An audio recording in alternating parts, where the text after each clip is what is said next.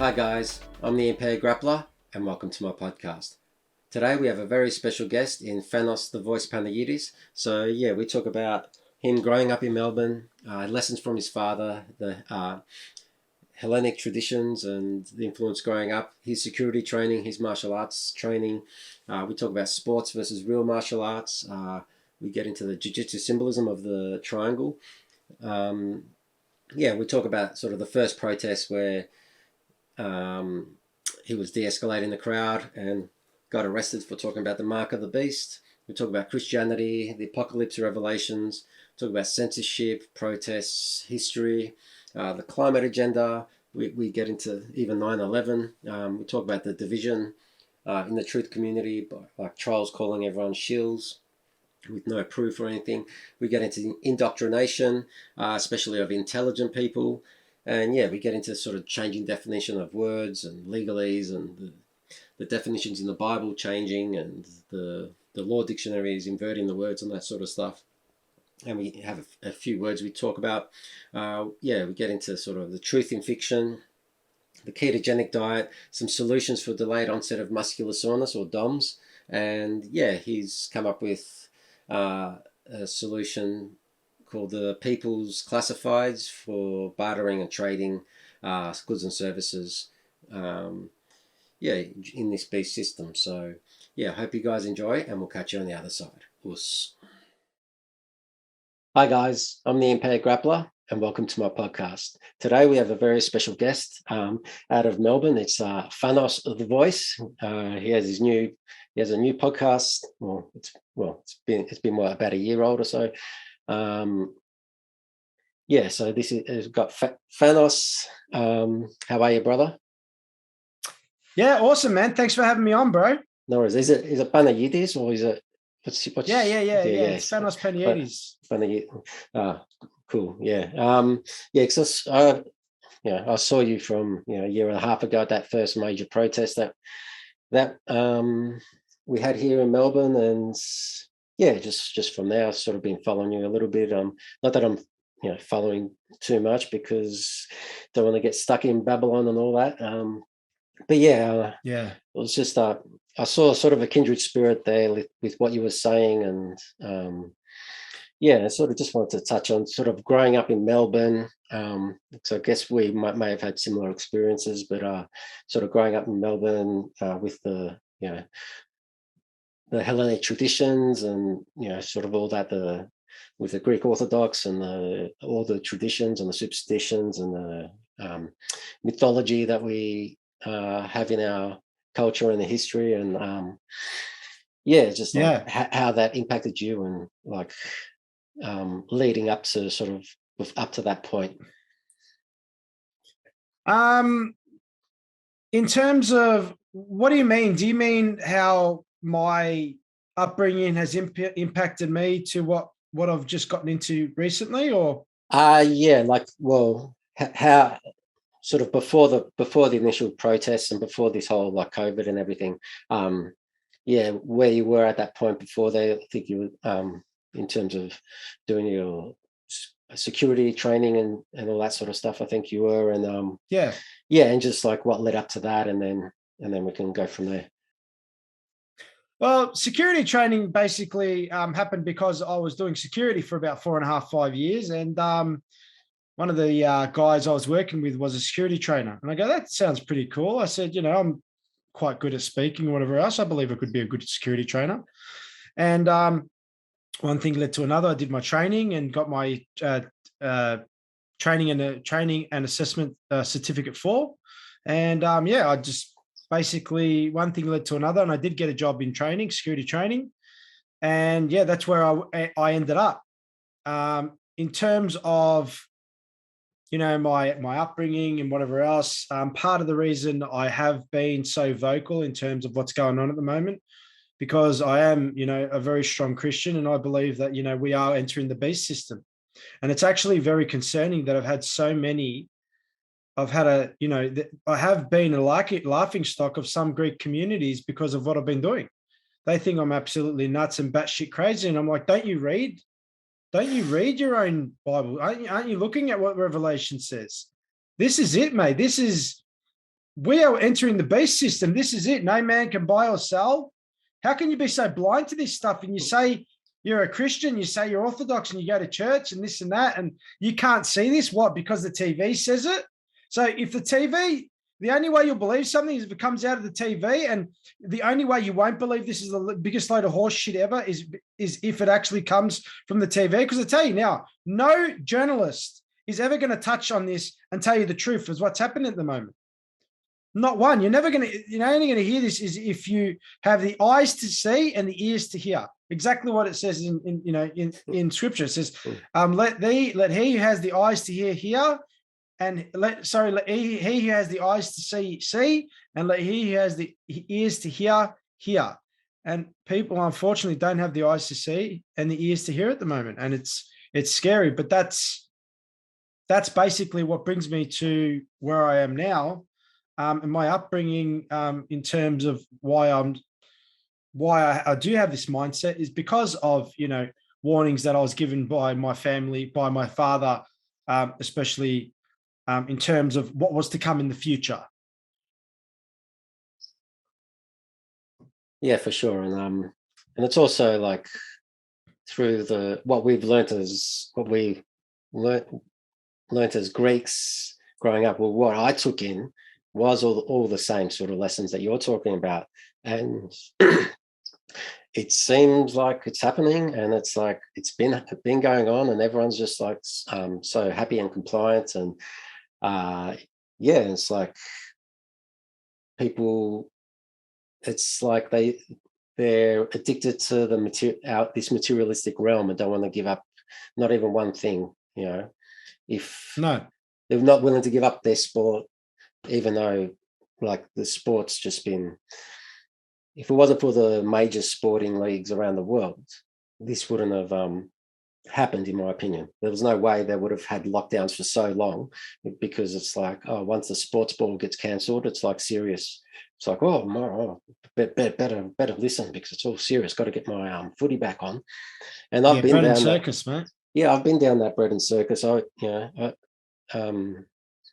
But there was a stage for a while that I guess you could say took the blue pill, because like I saw glimpses of all this, and at the time I couldn't handle it. Like I wasn't prepared enough mentally. I guess you could say with the armor of God, but I guess the last 20 years since 9/11. Because that was like, when I saw that happen, it took me a whole year before I could actually talk to people about what I really felt about that incident in public, without thinking, just being paranoid as a young 20-year-old. Just thinking, the CIA is listening in on everything and all that sort of stuff. But now they literally are with our phones anyway. So, I think the whole thing about 9/11, all the other stuff in terms of people being afraid to speak about things, I think the biggest problem is that you need to have conviction and know what you're talking about and being able to back it up with facts. If you can say, well, do you believe 9/11 was an inside job? They'd be like, that's ridiculous. Why would you say that? I would say, and you could say, well, do you think it's more ridiculous that a passenger plane with a soft nose cone can fly through one side of a solid concrete building, come out the other end, and still have a nose cone intact? Considering when a passenger jet hits a flock of birds, the nose cone is completely destroyed, and I can show you evidence of it. Do you think it's ridiculous that the main support columns were cut on a perfectly 45-degree angle? Do you think it's ridiculous that a 98-story building, whatever it was, fell completely straight down and didn't fall to the side and didn't destroy any other buildings in the path, and it didn't look like a controlled demolition? Do you think it's ridiculous that Building 7 was nowhere near any of these other buildings and fell on its own? And when you start throwing all of these things out there, this is what I believe. I believe you can look like a conspiracy theorist, or you can look like someone who knows what they're talking about with subjects that people find sensitive. And people don't want to hear that 9/11 was an inside job. But anyone with half a brain, looking at the evidence and looking what that was, wouldn't think it was anything else but an inside job. So Yeah, it's all about, I believe it's all about being able to back it up with facts and having the mental fortitude to go after those people who want to label you as something and throw all those facts in their face and go, okay, now you tell me if that doesn't sound like there's something going on. Yeah, yeah. Well, we'll talk about labeling. We were chatting earlier about Max Egan, and I was watching your chat with him. But yeah, and like there's people like that within the truth community, and yourself and other people, and it's just like everyone gets, I guess, called out by trolls or whatever as being shills, and it's like, but people calling other people shills that they weren't at protests, they weren't shot by a rubber bullet, So who were these this people? stuff. Yeah, well, yeah, exactly. It's like, Who are they? How do I know they're people? not? How do I know they're not working for the government? Hmm. They've got a faceless, nameless, anonymous profile, and they're questioning the integrity of someone who's in front of a camera every day. Everyone knows their name, who they are, where they're from, what suburb they're from, have possibly met them in real life, right? Has been all over the news and everything. Who's questioning whose integrity right now? The guy who nobody knows with a nameless, faceless, anonymous profile, or the guy who's an open book and you know everything about him just by doing an internet search now? Yeah, and the fact that you guys are like actually risk something to yeah, put yourself out there, so it's at least, well, you've got skin in the game. So yeah, like, and being called these things, and it's like yeah, it's just, I don't know, like I don't know how you'd be able to but what does it mean? handle it. Yeah, What is what? I don't understand what shill means. Like Max Egan, for instance, right? Hmm. All the guy's done for the last 30 years, 40 years of his life is dedicate his life to exposing what's actually coming, what we're in for, and creating content that's been shared, repropagated, re-edited, remastered, whatever else, and shared across platforms all across the world, over millions and billions of views, probably has woken up millions of people across the world with his content. How is that anything but someone who's just there for the truth community? But you got the guy who sits there, completely anonymous profile, too scared to show their face. And I'm going to trust you and what you've got to say when you don't even have it in you to speak out and show your face. You think you're an influencer. You think that you can do this, no problem. Put your face in front of a camera, get out there, let every police officer in Melbourne know who you are, or across Queensland or whatever else know who you are. Let your government know that you're opposing them, and let weird shit start happening to your life, like weird things like password changes are happening or trying to happen. You're being targeted, and then come talk to me. Don't sit there in the shadows and say that you're fighting the good fight, but nobody knows who you are. And for all we know, you could be a government agent. Do you know what I mean? Yeah, exactly. I've had so many people say to me, this guy, don't trust this. I trust what I see. I trust the work that people are doing. I don't involve myself with what people think of people. I listen to my heart. I listen to my intuition. I go, you know what? Trust what this guy's doing. Unless someone gives me hard evidence and shows me hard evidence, which no one's ever been able to create for anybody, their words mean nothing. Yeah, exactly. And it's just people have feelings, and they just speak their feelings as if that's true. That's if they are even real or not, and they're not what they're claiming the other side is, kind of thing. But yeah, it's like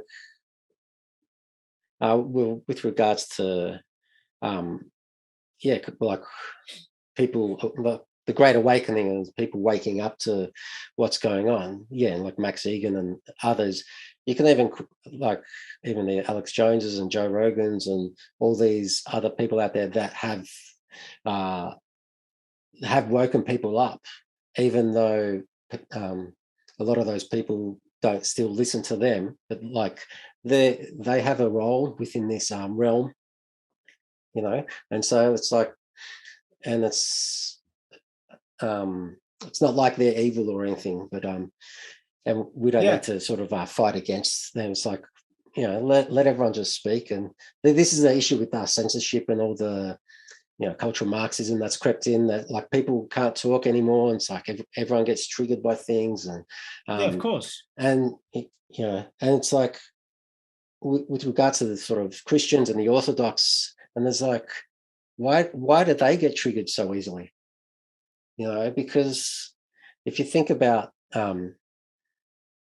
if you're supposed to follow in the footsteps of Jesus, then Jesus could converse with the devil, say, and that's in Scripture, and it's like you're supposed to be able to have these hard conversations and not be triggered if someone's speaking against your beliefs, if that makes sense. Yeah, of course.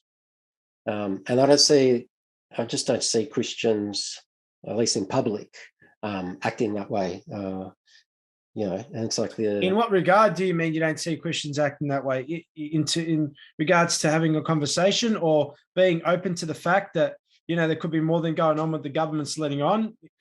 To what degree do you mean? A bit of both, but more like if, like, you can criticize anything, but if you criticize Christianity, say, or criticize the Bible, not that that's something I'll do, but I'm just saying, like, observing, if you criticize the thriskia, the religion, then it's like it'll trigger a lashing out, say, response. It's interesting you say that, but, you know, on the other hand, you see the words of the pages of the Bible coming alive and they're too blind to see it.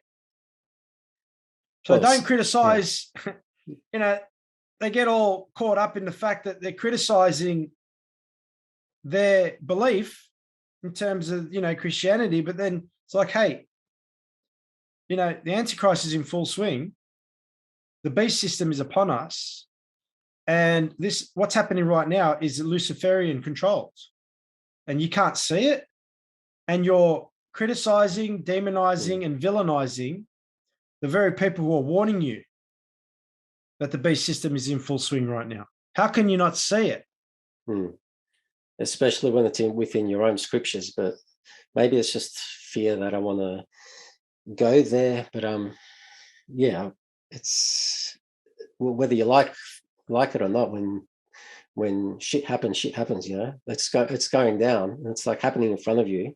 So it's like, why keep your head in the sand? Yeah, it's interesting that they're criticizing. People are so it's quick to criticize without looking at what this is. Well, it's like the bookends of the Bible. It's like Revelations, and they don't believe Revelation's happening, but it's at the start where it's like the creation story. They don't believe in that either, when they still hold on to the heliocentric beliefs as well. So that's just something else that might. I'm already on board, bro. I'm already on board. The waters from the waters were separated with a firmament, 100%. Yeah, and it's like, well, that's sort of the first page in your book, and you're like, oh no, that was just allegory. That's just metaphor. Well, it's interesting you say that, because if it wasn't a big deal about the heliocentric model, right, then why would they go and change the word in the Bible to not say firmament anymore, but say expanse? The new version, the Bible, the new version that they created, the New World version they called it, I believe it was. They said, and God created an expanse, right? What's an expanse? An expanse is space. A firmament is a solid object. They basically took the dome out. Why would you care if it doesn't mean anything? Yeah, exactly. Yeah. Well, like in other Bibles, it actually says dome, and they've used different words, and they're changing it as we're going, and they're changing, you know, the dictionaries, and then it's like how much people say, oh, you know, you got to trust in, got to believe, you know, in history, but it's like history is news of the past. We can see now, it's quite apparent now that news of in the present is not to be trusted. Therefore, Yeah, how can you trust the news of the past, which is history? And we can only trust what our parents and grandparents told us and what they saw, and like believing in what they told us, like handed down, father to of son, course. generation to generation. But yeah, it's like, Black's Law Dictionary, where and like with the English language, how it's like double meanings in all the in a lot of the words, and understanding means stand under, and Signature means mark on a sheep yeah, so in it's like, Latin. so yeah, like Mark on a sheep. well, while I've got you, yeah, mark on a sheep. So it's like, what are other favorite words you've seen in Black's Law or in the dictionaries that with regards to the legalese, like signatures, black sheep? Persona. Person means persona, meaning the mask you wear, meaning the fictitious character you carry around with you. That's what person means in Latin. That's why they stopped teaching us Latin in school, mate, because we would truly see the forest through the trees with Latin. Yeah. Well, there's a little bit of that with Greek. Not that we've got the ancient Greek, but like with some of the words like logos, we can understand that means more than just a word because of our culture. Yeah. And it's from that language. And it's like, yeah, and Latin as well. Like, with all the commercial language that they've used, the Admiralty law, but like, we could probably go into that for a while, but it's like, of course you could. Yeah, with the legalese. So is it just with regards to your security training, just what martial arts background and fighting styles? I was actually going to ask you that because yeah. I realized your name says Impaired Grappler and your shirt says Gracie Jiu-Jitsu, and the triangle is the Brazilian Jiu-Jitsu triangle, isn't it? Yeah, because like I think someone put a comment in my video once, oh, why have you got a triangle in your logo? And it's like, it's Illuminati. But I think when I went into... No, it's the Gracie Jiu-Jitsu sign, isn't it? Yeah. And when I went into reply, the comment wasn't there. I don't know, YouTube's funny and all that stuff. But yeah, it's the Jiu-Jitsu. Isn't that the Gracie Jiu-Jitsu logo? That's Hicks and Gracie's particular logo. But that's the Helio Gracie Jiu-Jitsu. There's always the triangles. Because I'm a massive fan of UFC and training and fighting and all that sort of stuff, man. So I recognize straight away. Yeah. So what? How long have you been doing jiu-jitsu for? I'd probably say on off probably 20 years nearly. But wow. But yeah, like I started in the 90s for a couple of years, Japanese jiu-jitsu. But then started doing Brazilian jiu-jitsu probably mid to late 2000s. Cool. Yeah. So what are you, a purple? Brown belt. Brown belt. Yeah, from Pedro Sauer 2 years ago, I think, when he came, just before October, before the COVID. So are you based in Victoria? Yeah, I'm in Melbourne. Oh, forgot what it's called. The great guy. He's got the jiu-jitsu. I forgot his name. He's got a pretty big jiu-jitsu. Well, I'm under Philip Grapsis. He's one of the leverage jiu-jitsu, but there's a few. Yeah, the other guy. I forgot his name. I'll remember it. I did Aikido for 5 years, and I did tactical Barada, which is combat Kali Jumog, for 7.5 years. I was just about to grade for my second Dan when the pandemic hit. So that was close quarter combat, weapons training. Also worked with sharps, as in, knives, whatever else. Don't like to be too vocal about that one. But it was arnis, right? So it was most of the style was sticks. There was combat work with, knives and stuff like that. It was, I think it was a quarter was wrestling and open hand combat. Then you had stick and weapons. I'll just call it weapons training. And then you had, I'd say all up, there's about, because my style was a mix between Japanese jiu-jitsu and combat Kali Jumog. Combat Kali. Kali is Arnis, which is the Filipino style, and Japanese Jiu-Jitsu. So I don't know whether you've heard of Hugh Doherty, but Hugh Doherty was my 6'10". He was the guy who created Combat Kali Jumog, and it was just a really interesting style. Didn't require much stretching. We did a lot of most of the stuff was done off a cold body, and we would go on the floor, absolute last resort. So yeah, it was. I really, but it's interesting when you do martial arts, you can see when you're watching other martial arts, when you get to that black belt level, because I actually reached my black belt with my training, you can see the training of when other people are doing, and you can actually see what they're executing because you understand the fundamentals, So it's it's super interesting. Yeah, well, the fundamentals is everything in martial arts, and that's why the jiu-jitsu got the triangle.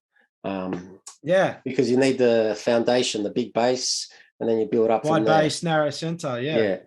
But I think Pedro Sauer was saying, or it might have been Hickson Gracie was saying, or told him, but that the triangle is better when the way that Hickson does it. The top is open, so there's more coming in, more information still coming in to fill up. Because it's like there is no end to jiu-jitsu. Of course, there's no end to any martial art. Yeah, and it's almost as if you get to it once you get to that Hickson Gracie point. There's actually an inverted triangle on top, and like an hourglass, and you're actually learning more. Yeah, and I'm sure someone can take that. Me doing those symbols the last minute and make a big Illuminati video about it, and that would be awesome. I'd love it, but as long as there's no eye in that triangle, mate, we're all good. Yeah, if I blinked, I'd say But yeah, so did you ever get into any fights or anything, or like? No, to be honest, I really didn't really. Part of the reason I got into martial arts training because I didn't seem I wasn't too confident in fighting. And one of the things I did was I got into martial arts as a way to increase my confidence in terms of, how can I say it? Situations, heated situations like that. Right. So yeah, no, I haven't been in many fights using my style. And probably better so, because the stuff I'd learned, you're not tapping out. It's, what I was taught was, proper martial arts. So absolute last resort. And someone's seriously going to get hurt. There was no rules, eyes, throat, nose, it didn't matter. Everything was a target. Collarbone, everything you're basically not told to hit. We were taught to hit those places. So yeah, I haven't been in very many fights in terms of using it. I've done a lot of training. It becomes automatic. Yeah. A lot of the time, the more training you do have, the less fights you do get into. It's like, yeah, that's right. When you're comfortable, you don't need to fight.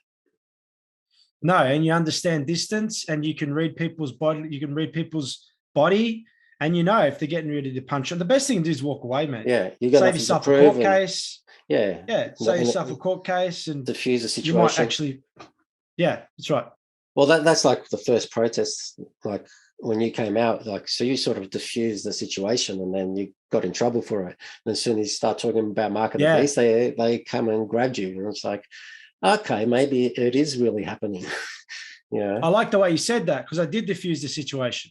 Everyone was starting to get rowdy, and I got on the stage to calm everyone down. And the police don't arrest me until I start calming everybody down. Gee, that must have really pissed them off that I was trying to calm people down. It's almost like they want us to revolt, and they want us to like stand up against them, and then they've got every excuse to bring in whatever kind of martial law they want. Even though lockdowns is technically martial law, it's just with nice cushioning around it, nice like a pillow to make it more flat, more less forceful sounding. That's right. Rather than the prison. Problem, because reaction, solution. Yeah. yeah. Well, it's a lot of it's about, because like I just find that since the pandemic started, they've changed the rules on protesting, and we can't just go out and protest willy-nilly unless everyone's out protesting. And I'm all for that, but it's like protests can't be the same because of their tactics. And they've shut down protests, like the protests that were going on worldwide that I was always like keeping on top of, whether it was like in Hong Kong or in Europe, in like Cuba, I think, and just all other places. Yeah. And to see the people's power stand up, and then that's been quashed because of COVID, and everyone's too scared, and then they use, if there's a protest they don't like, they use that as an excuse and say there was like 50 people there when there was 5,000. But yeah, and it's all just like until the people throw the TVs out. Like I think that was a meme that you had going early on, where people were they were breaking the smashing televisions. smashing an old TV in protest. It actually, mate, it got sent all over the world. Everyone was talking about it. It was weird. And it was only like 20 or 30 people that ended up doing it. But it got some serious, what's the word I'm looking for? It did get noticed. Yeah, it definitely got noticed. Yeah, well, but this is the thing, that it's like it's one little seed can like produce so much that, and like you were saying before the podcast, one little drop you don't know which drop's going to lead to a waterfall, And for me, I just think that we are so powerful as an individual that it's actually an amazing thing that they have to try so hard to keep us controlled and downtrodden. And whether you want to say people are hypnotized or under spellcraft or like psychologically worn down, it all means all the same thing, like, and it's all like biblical as well, like demons and all this stuff. And it's like, well, the demons in psychological terms means, and the voices in your head, and it's like, it means the same thing. It's like in reality, in the outcome of within our realm, but just like they have to use so much to keep us down. It's just amazing, and we need to find that power that we have. And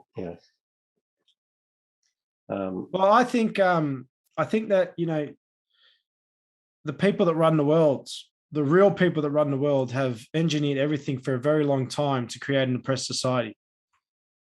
It's not about prosperity, and it's not about, being the best version of yourself, right? These people, everyone says, well, I got a PhD. I'm like, that's great. You got a PhD in a subject that they've created and implemented in a way they want you to execute that knowledge to further their agenda for their cause. Good on you. So that's why you don't see what's happening, because you've been indoctrinated in their schools with their knowledge. Box. Yeah.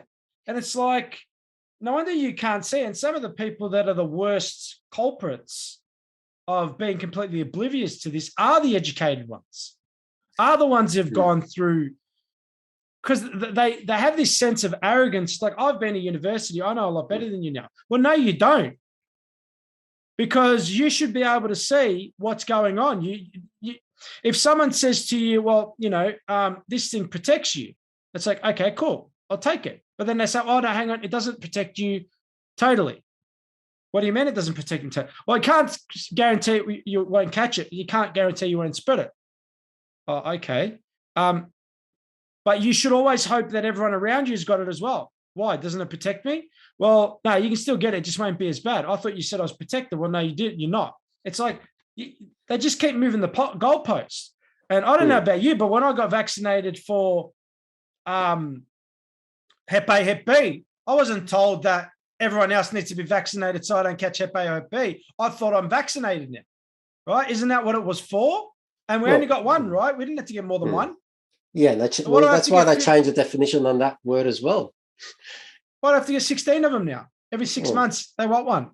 Well, there's 150 million more on order or something, 200 million or something doses for 25 million population. So it's The going to be like educated can't see 10 it, though. boosters. Well, this is the thing. It's like the highly educated, the smartest people out there are the most hypnotizable. And it's like, so I have 2 degrees. I studied psychology, and that's what we learnt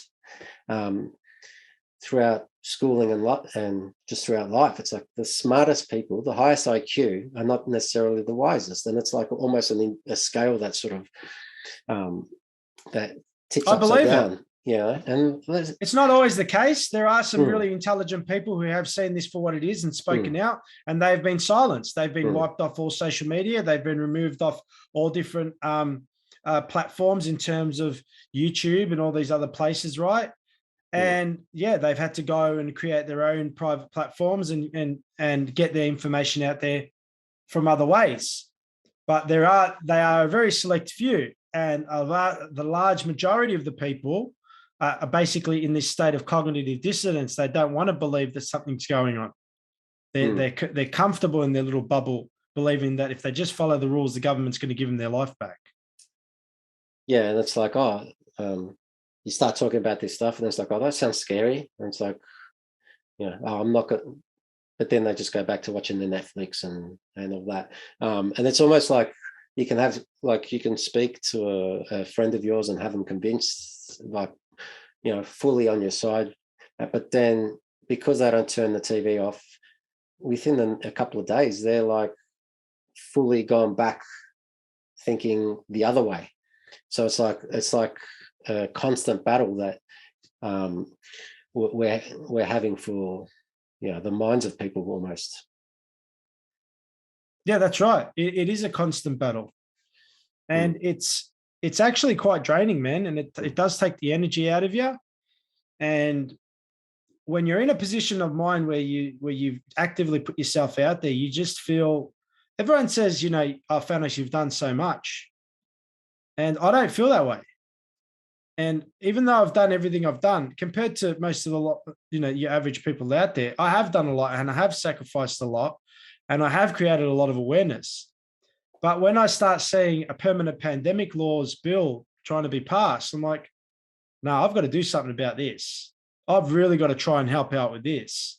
And I wish I could do more.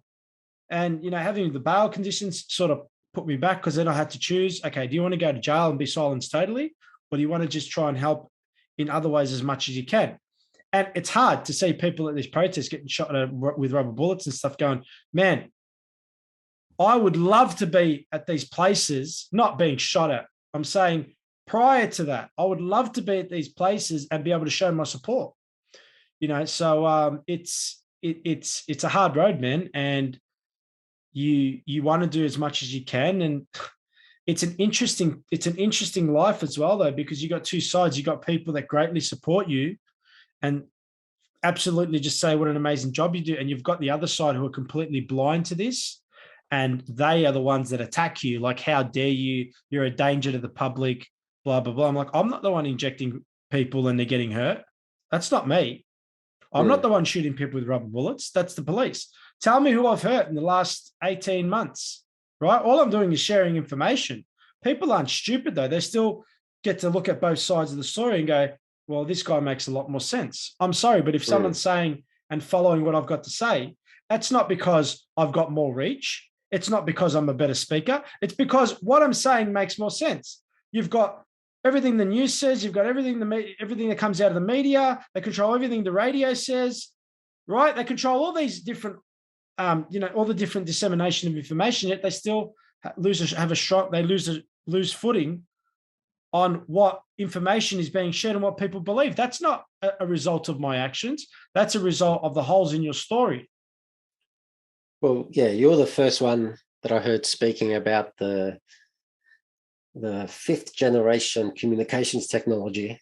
And yeah. And the symptoms of radiation and things. You're the first person I heard talking about that, going down Got me that wiped path. off social media. Yeah, and it's like, oh, okay, and yeah, I've heard, since then a lot of other people have tried to come out about it, but yeah, they really don't like that topic at all. No, you on YouTube? For the moment, yeah. Be careful talking about this if it's going on YouTube, because YouTube will wipe this video so quick. Yeah, they might wipe it just because of my t-shirt. Yeah, maybe. That's all right. And then, but you can blur out my t-shirt. Yeah, but I'll blur out the t-shirt. I'll do it audio only. No, I'll do stick figures and lots of triangles and pyramids and things. But yeah, like what you were saying. I've been a fan of history and like World War II history and like what happened there, and always wondered how such an intelligent and progressive, the most intelligent and progressive people ever up to that point, could vote in the Nazi Party. And I never understood that until COVID happened. And it's like, okay, now you're just seeing it unfold at a faster rate and more drastic. And it's like, what if there was another dictator? Like the hubris of modern man, that we've got our smartphones, smart technology, our internet. We think we know everything, but we're not as smart as them 100 years ago. They had to read books to know things. It's interesting you say that, because everyone looks at just what happened in World War II, but apparently more Russians got slaughtered at the hands of was it Lenin? I'm not sure, but yeah, the Bolsheviks and the communists. And Genghis Khan slaughtered 150 million people. How come no one talks about Genghis Khan? 150 million people. Well, what was it that Baghdad, the rivers were running red? Yeah, I believe red and black with the color of blood in books. Yeah, I believe Genghis Khan slaughtered 150 million people, something like that, right? Don't quote me, but the what happened in World War II wasn't the worst of the dictators, but why do they talk about that? Why is that one spoken about so much? Yeah, exactly. And why is that one the one that's always on Discovery Channel and whatever else, right? And YouTube. So it's interesting programmed into us. Interesting documentary I've seen about all that stuff that happened, the other side of the story. And ruffles a few feathers, but they've lied to us about everything else. Why wouldn't they lie to us about what really went on back then? Because we only know what they told us, right? We don't actually know what the true story is. But that's a big question mark, to be honest, in my book, ever since I've seen what I've seen and read what I've read. And there's another side to that story, a true history of what really happened back then.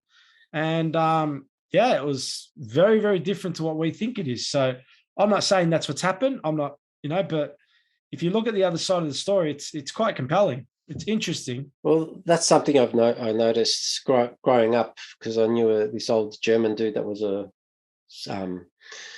soldier, and he was a POW in the caught by the Russians.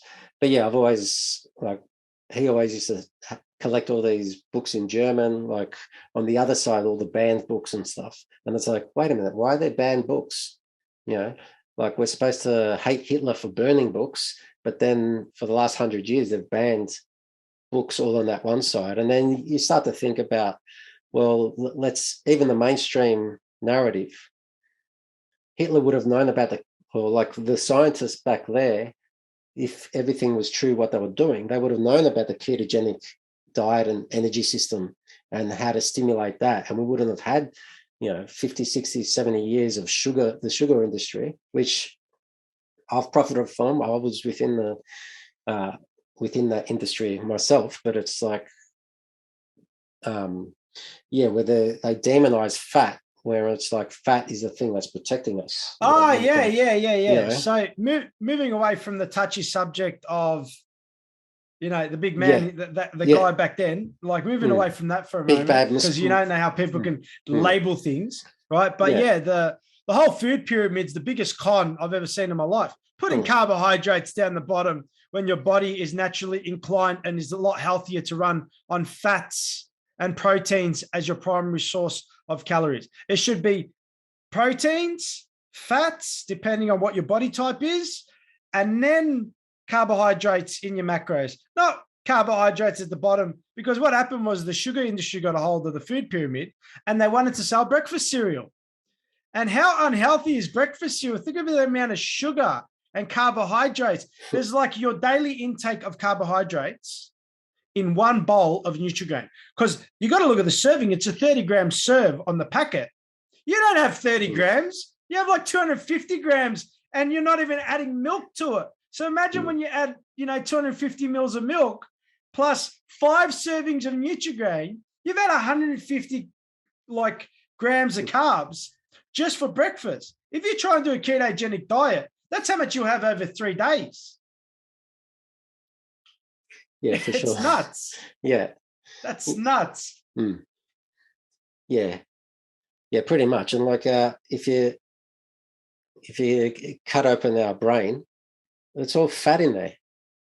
Like a healthy brain that dies, like when they cut them up or whatever, it's full of fat, and but like people with Alzheimer's, they've got no fat in there. Do you know how good I feel when I do a ketogenic diet? The hardest thing about eating low carb and doing a ketogenic diet or a low carb diet, it's not the feeling of your body. You feel fantastic. You're motivated. You have more energy. Your skin looks better. You're leaner. There is no disadvantage apart from the fact that emotionally wise, you can't just go and stick whatever you want in your mouth, and you need to have discipline. Apart from that, there is absolutely no disadvantage to doing a ketogenic diet, man. I love it. Like if I can be, disciplined and stick to them, love it. Yeah, it's interesting. You should bring that up. Yeah, well, this is just the way my brain works. It's like, wait a minute, they were doing X research, therefore they would have known about the ketogenic system. Therefore, it's like, why is that not being given to us, kind of thing? It's because anyway, so it's good to hear like your side on that. What about, do you use supplements and all that sort of stuff, or do you do any other sort of thing? Oh yeah, man, I've been going to the gym for about 19 years. I'm probably about your age. How old are you? 43. Oh yeah, you're a little bit older, not much. I'm 39 this year. I turn 40 next year. Oh, yeah, I've been doing going to the gym for about 19 years, man. On and off probably about 7. No, on and off probably about 5, but proper training without training at least 1 day in a week over that week, as in without not missing a day of training. Probably about 12 years I've been pretty consistent with training. You wouldn't think it right now because lockdowns, no gyms. Yeah, it's hard. Was there any modalities that you found that were like, in terms of rehab recovery, keeping yourself energized, or like for example, like hot and cold, like ice bars with a hot shower and alternating between the two? For me, I found that delays the delayed onset of muscular soreness, the DOMS that people get.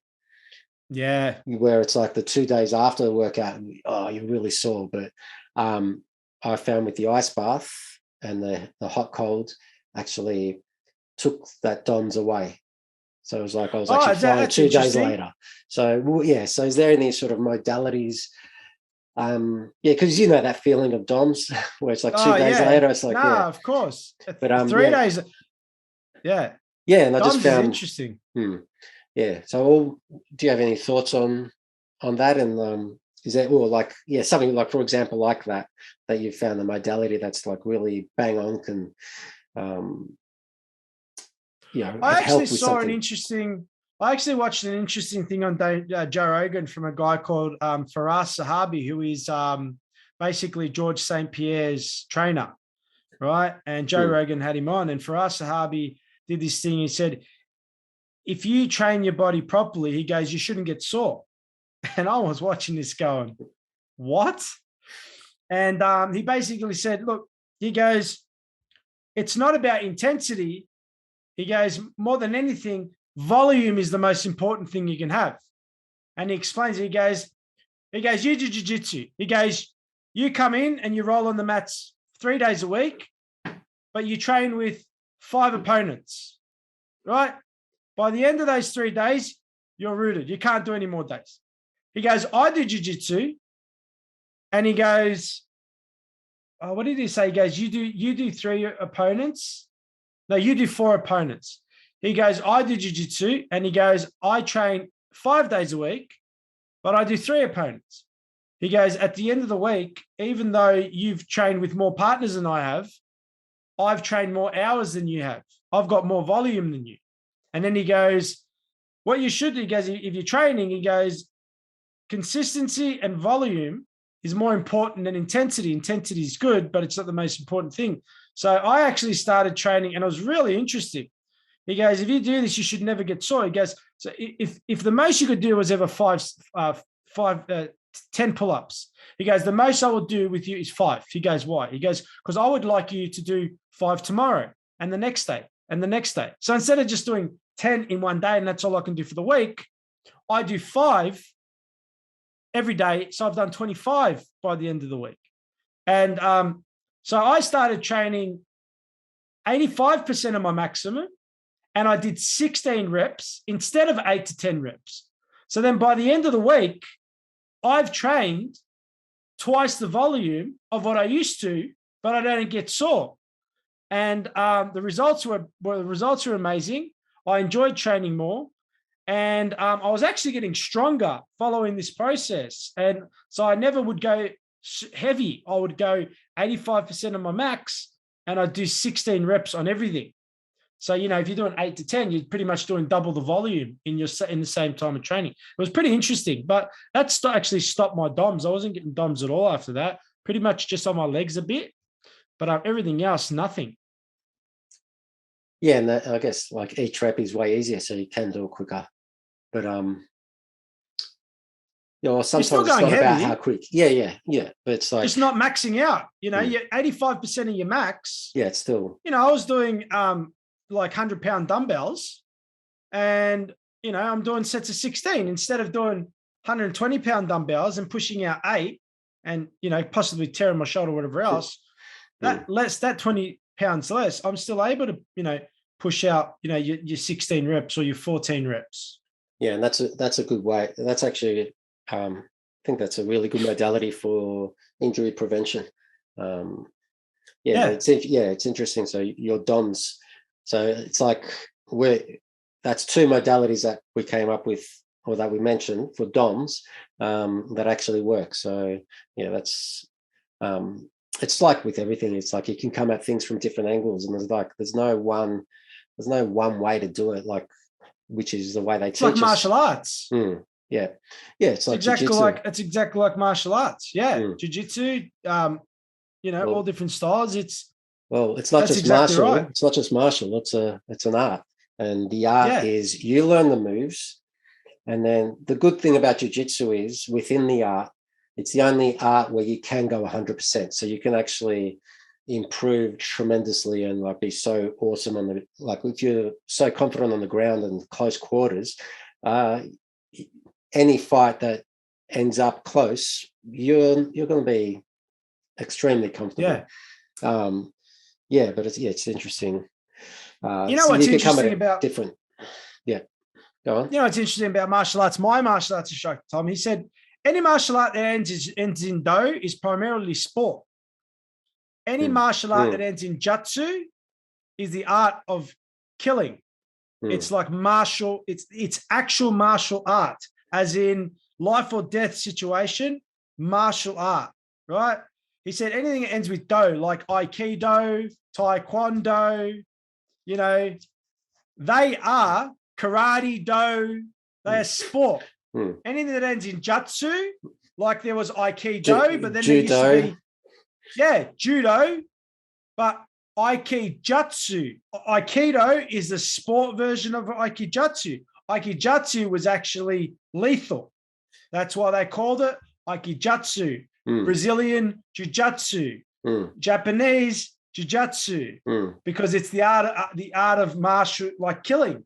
Well, it's the samurais. You can actually end it. Yeah, the samurais were using it for when you lose your swords, you could still fight. And even like the Aikido sort of styles with the swords. But yeah, it's like, well, it's interesting though. People don't know that about martial art. When you look at the jutsu and do, that's how he explained it. He goes, do is sport. Jutsu is you have you learn how to defend yourself and fight to the death. It's like fight to the death. Yeah. Because, you get someone in a triangle, you don't let them go, that you can kill them. Yeah. Do you know what I mean? You get someone in a rear naked choke, you can kill them. Yeah, and that's happened lots of times. Yeah. Very easily. That's why it ends in jutsu. So it's quite interesting.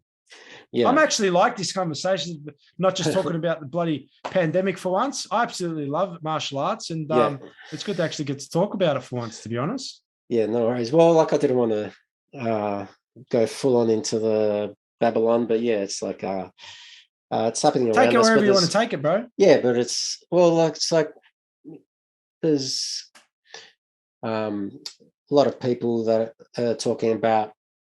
It's like they've got their system and everything, but there's nothing stopping us building our own systems, our own parallel economies. Because, like, even with the mark of the beasts, let's say where you can't buy and sell, you can still barter, you can still grow your own food and all that sort of stuff. And it's just like parallel economies, and a lot of more people are getting into sort of homesteading and gardening and all this sort of stuff. And even if you live in an apartment, you can always put a pot on the windowsill and grow a tomato or grow something, And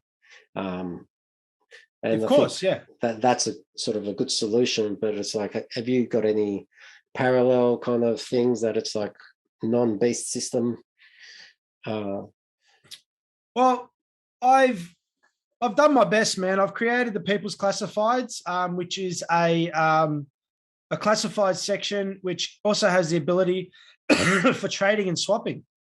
Okay. So that was one thing I thought that was going to be really important. People have the ability to go to a hub and say, I need to trade, some baby clothes for a bike or something, because they can't buy anything, right? But they still want to be able to, do currency-free transactions like trading. So that's part of the reason I created the People's Classifieds, which was a place where people can swap and trade. Now, has it have thousands of people on there? Well, no, I don't have millions of dollars to spend on an advertising campaign, but it's there, right? And who knows, it might grow traction or whatever else, but this is what I'm talking about. There's other things you can do. You can learn to be self-sustainable in terms of growing your own food. There's just so many things that people can do in terms of what we do. We need to build community, and we need to connect with each other, and we actually need to have open community, dialogue in terms of, well, you can confide in me, you can trust me, we can get together and we can work on this, right? And I think the conversation needs to happen at the community level within our communities, with our neighbors and our friends and whatever else, and get it off social media and get it out there. Yeah, definitely. It's like,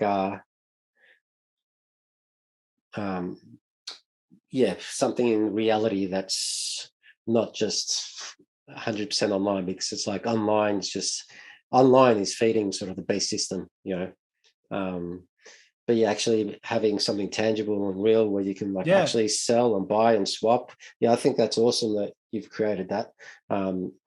It's like, well, it's like, I tell the government solutions, not restrictions, but a lot of the solutions we can do ourselves, and we can keep it within the small little communities and private realms. And like, I'm all about solutions and sort of preserving knowledge and being able to teach and having community teach, and people with videography skills can help make videos to help teach kids, and what vice versa, and like bartering services as well. And it's like the best way to go, I feel, because we don't know what's coming down the line, or maybe we do, and it's like they've got us stuck anyway, so it's not like we can go anywhere. If we go to Greece or Cyprus, we're gonna have to get jabbed anyway, so it's like everywhere's pretty much controlled. But yeah, just I don't know, it's like I don't know, have you noticed that they've got like they keep us in positive and negative, like a wave, in terms of like the news they're bombarding us with, like a roller coaster. Carrot on a stick, mate. Yeah, like a roller coaster that's sort of up and down, but it's just generally trying to get us down to a point. But yeah, the carrot and the stick, that's it's carrot on a stick. They fill you full of fear, and then they reward you for your obedience. Yeah, and that's why they always let you out and lock you back in. They've done it twice now. They created these rules. They said they were never going to do anything they've done to us. They let us out, and then when they lock us down the next time, it's worse. And then they create more rules, and then they let us out again, and they say, well, they'll never lock us down again, and then they lock us down again, and then before they let us out, it's even worse. Yeah. And it's just this decline, and it's never going back to the way it is. And anyone who believes it's going back to the way it is a deluded fool, and in an unbelievable state of denial, and stuck in this bubble of self-security that they don't want to accept that this is reality. I've got news for you, mate. You're not getting your life back. Things are never going back to the way they were. You are never going to see our life pre this godforsaken pandemic. You're never going to see your life go back to normal. That's not because they can't. It's because it was always part of the plan. The plan was to take away your freedoms, and they've done it. Now, watch out for climate change, because that's going to take away your property. Yeah, well, the same people that cause the problems, allegedly, of the climate change are the ones that have the solution. And they want to get rid of carbon, but there's no steel or aluminium manufacturing without some greenhouse gases. So what's going to happen then? We outsource it to another country that's not going to have same procedures, or we're just going to give up steel and aluminium. Yeah. Oh, yeah.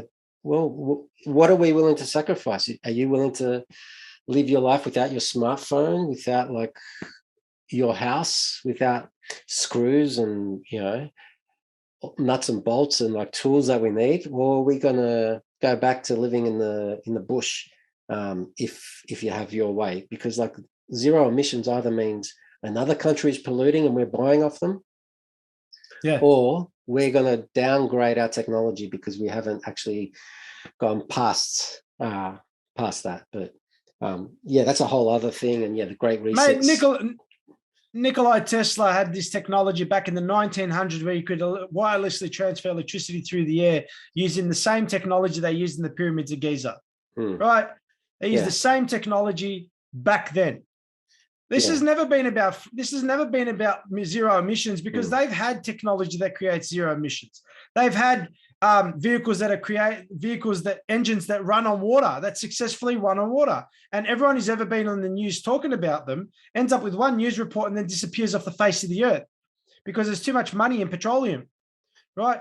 The problem is that the people that run this world have too much. They control all the money and they control all the information, and anything that gets in the way of them controlling the narrative gets wiped out. Imagine we had vehicles that run on water. Will we need anyone to be pumping fuel at these petrol stations so we can fill up our cars? Imagine they created self-sufficient energy cells that extract wind energy and sunlight. And it's like this unit you basically put in your house, and it literally has a turbine on it. It's got solar panels on it. It's got all of this. So basically they create your roof into this energy creating, mechanism, right? Surely they must have the technology to create this stuff. They Yeah, don't want to. They've never wanted to. yeah. The whole They've thing kept that about down. climate change. Yeah, they've kept the solar panels. I saw the CSIRO were doing foldable solar panels that you could put into your pocket like a decade or two ago, and never heard anything about that since then. It's like we still got the same. It might be designed a little bit different to look a bit more sleek with your house, but it's still the same Yeah, bloody technology from 30 years ago. that's right. It just might be, you're just getting rebates from the government maybe. And it's like, yeah, it's so that they keep all the technology down. Then they blame us, and then they're like, oh, we have to control your with ziggurat resets. So, but yeah, Yeah, of course they do. yeah, it's the whole thing. But we've got to bring order out of chaos and all that. But yeah, it's like because I've always been into sort of science fiction and fantasy, and it's like when you look at like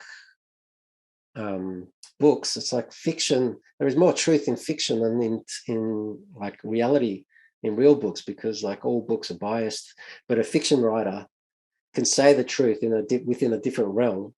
So it's like they can actually say the truth that's happening in reality. And so anyway, that's just kind of Yeah. why I've been awakened to sort of, it's like, wait a minute, I've seen a lot of these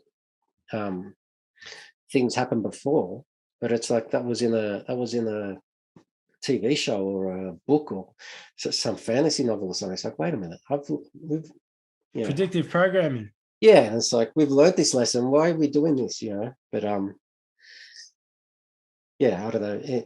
Any final thoughts? I think that's been about an hour or just over, maybe. Any final thoughts? Any messages out there for the viewers? Well, I think I'll say, bro, keep doing what you're doing. You're doing a fantastic job. The more you do it, the more, streamlined you'll get with everything. And, you should just keep at it, right? If your heart's telling you to do something, I think you're doing an amazing job. I've had an absolutely amazing conversation, bro. Really, really good points. Any advice to anyone out there? Mate, just keep going, man. Just stay strong. Have faith in the creator, and know that when the time comes, your sacrifices will be seen. And yeah, it's just don't stop, mate. And look, don't live in fear, and just do everything you can within your power, no matter what that is. Whether if you all you can do is write an email every day, write 100 emails, man. If all you can do is make a phone call, then call up some of these premiers and let them know that you're not happy with what's going on. I believe if every single person did something instead of nothing, you'd create a wave that would be unstoppable.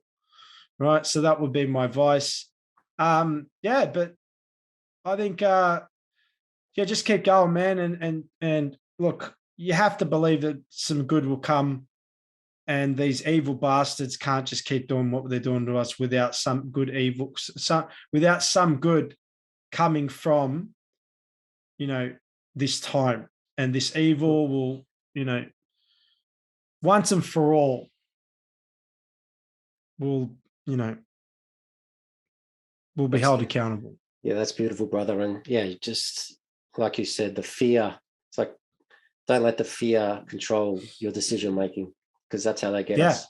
Yeah, if you've thought about it before and decided, and then you do it, then you know what's to do. But if you haven't planned, then you're acting out in fear, and that's military strategy, or that's just strategy in general. But yeah, I really had a great time having a chat. It was a good conversation. Cheers, Silas. Yep, no problem. Thanks, Fanos, legend. And yeah, cheers, brother. All right. And thanks, guys. Thanks for watching, and we'll catch you all next time. Us. See you guys. Us. All righty, guys. I hope you enjoyed that podcast as much as I did.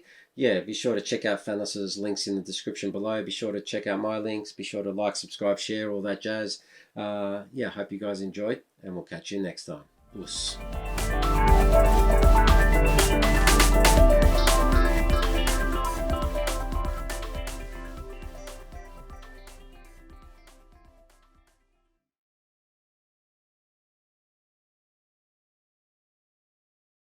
I'm happy to talk to anybody, bro, to be honest. So, Yeah. Well, anywhere between maybe 100 and 1,000 people will see this or more, but who knows? My videos, there's no real, just pretty casual, pretty it's no real format or anything, but yeah, they're spaced apart. So I'm not like a just general YouTube or whatever, but because that's just a whole trap where you just waiting on the algorithms to feed you what you what you're going to talk about and where you're going to go. I don't following the clicks. Yeah, well, every waterfall starts with one drop, man. So you got to start somewhere. Yeah. Start with 8 viewers and it becomes 12. And then before you know it, it could be 20. Then it could be 1,000. So yeah. Well, I've had like a couple of videos with lots of views and all that, but it doesn't really bother me. Don't care anymore. There was a few weeks there where I was going to try and be a YouTuber and join the partner program, but then they changed all the rules and then all the censorship started coming in. So that's when I was just, I'm out. Yeah, bugger that. Don't need ads. Don't need. Yeah, I don't go anywhere near YouTube. Yeah, well, I'm still on because I'm still small. So, but what's going on, Melbourne?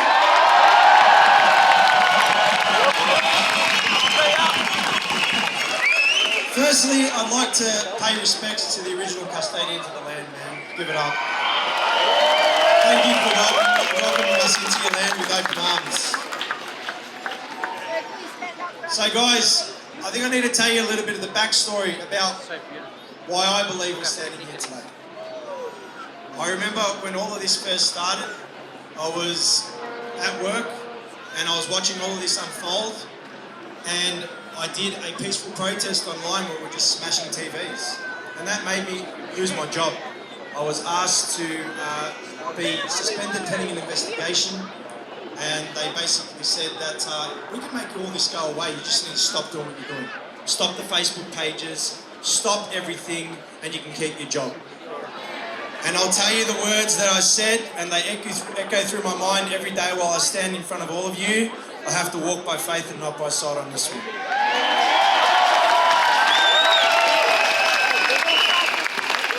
And I walked out of work, and my boss, Michael, he said to me, mate, if what you're saying is true, you could go down in the history books. And I had no idea what he meant when he said that day, but I'm starting to feel it now.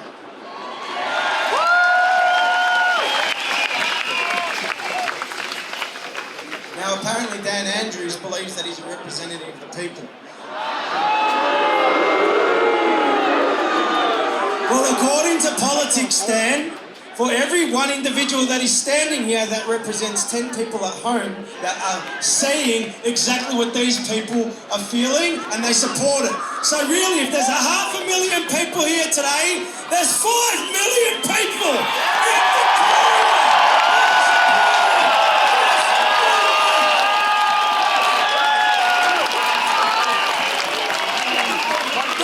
The people have spoken. But everyone just says Dan Andrews this and Dan Andrews that, but it's not just Dan Andrews. We were asleep when they passed the 2008 Public Health and Wellbeing Act with all of those egregious measures. And I'm telling you right now, the Victorian people will never sleep like this again. And I'd like to thank you, Dan and your crew, because you've awoken everybody in this state that from now on, whenever you try even pass one little bit of legislation, we're going to be watching you like a hawk!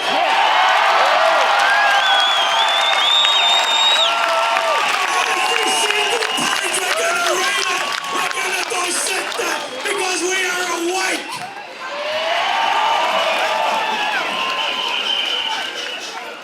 Now, I remember last year I also had this feeling that I said if 500,000 people were standing there, no news, no media could ever drown that out, could ever lie about that. Guess what? That dream was realised today!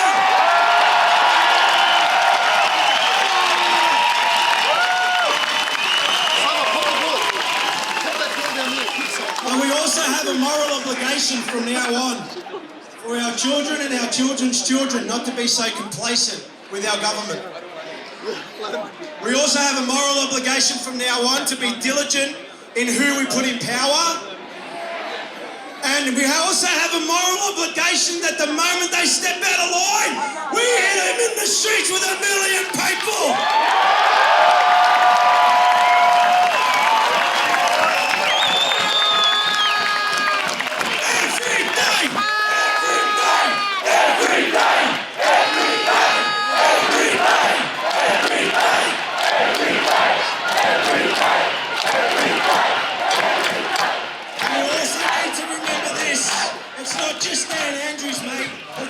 Who stood by while they destroyed each and every single one of our businesses that we've had for 3 generations, who said nothing. It's all the people that stood by and allowed peaceful protesters to be shot on more than one occasion, unarmed and at a distance, and said nothing. So this is my message to each and every single one of you politicians out there. It's time you go and look up what a representative of the people means. It means you represent the people, not your interest of who's got the largest bank account, or who can line your pockets with the most money, or who can allow you to pass your bit of rubbish legislation where you scratch my back and I scratch yours. If you're not for the people, get out of the office. We've had enough.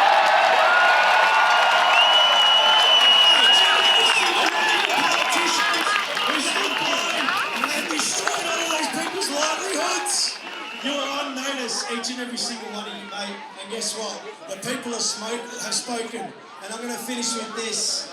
You remember in Braveheart when Mel Gibson stood there in front of that raging army?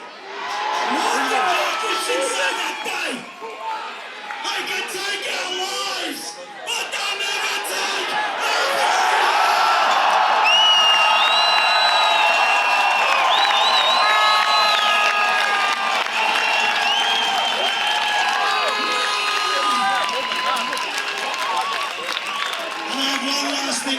I'd like to say one last thing. Thank you, God. Because God is the one who gave me these messages. God is the one who gave me the strength to stand there in front of 9 police officers at the beginning. God is the one who gave me the strength to go there 10 days later and stand again. God is the one who gave me the strength to go against the state like an absolute madman. But you know what? Now we're here. Guys, we have a moral obligation from now on that we're awake. We watch each and every single thing that these politicians do from now on. We watch them like a hawk for the sake of our children and no other reason. Thanks, guys.